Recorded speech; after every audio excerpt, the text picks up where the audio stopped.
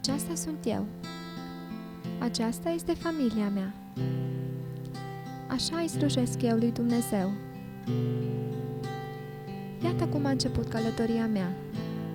Dumnezeu mi-a arătat că în mine este un munte pe care de multe ori încercam să-l dărâm singură și de care eram conștientă. Muntele mândriei.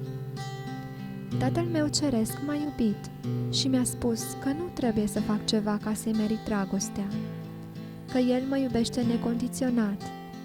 Pentru prima dată am simțit realmente cum muntele din viața mea se dărâmă puțin câte puțin.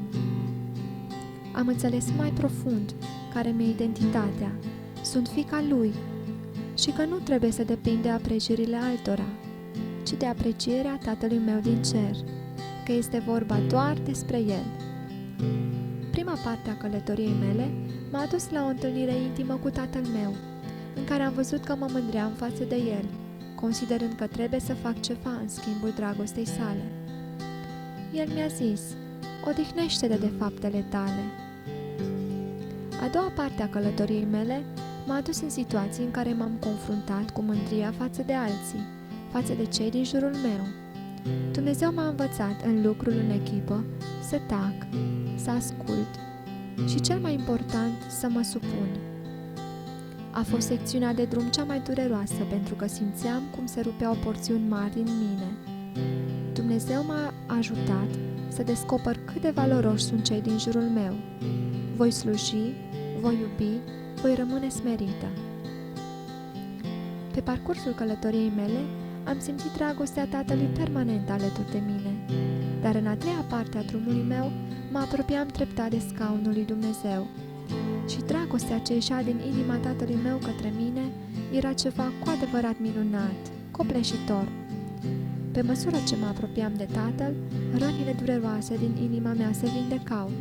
Orice lipsă de iubire era umplută cu dragostea sa totală.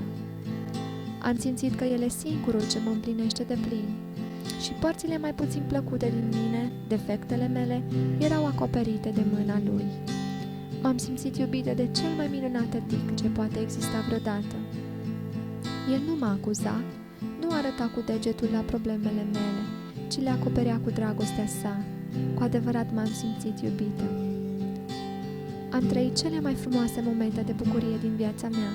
Dumnezeu m-a eliberat, m-a spălat. El m-a uns cu un de lemn și m-a acoperit. M-a îmbrăcat cu o haină a laudei și mi-a pus o cunună pe cap. Am dansat cu tot lăuntrul meu și toată ființa mea, dansul libertății și al bucuriei. Am fost schimbată și eliberată. De aceea te iubesc, Doamne Tată. Îți mulțumesc pentru dragostea Ta. Cu drag, fiica Ta.